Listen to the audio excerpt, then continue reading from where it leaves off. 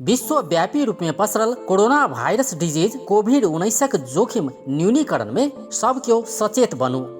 Corona वायरसक मुख्य लक्षण सब 100.4 डिग्री फ़ारेनहाइट से ऊपर बुखार औनाय, श्वास प्रश्वास में बहुत समस्या, सर्दी आ सूखा खोकी।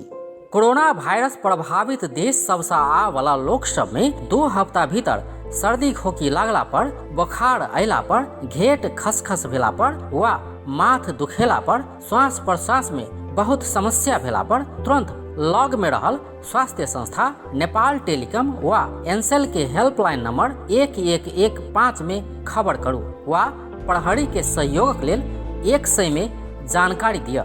कोरोना वायरस से कोना का अपना आ दोसर के बचाव। नियमित रूप में साबुन पानी से हाथ धो वा सैनिटाइजर के प्रयोग करू। सामाजिक दूरी कायम राखू।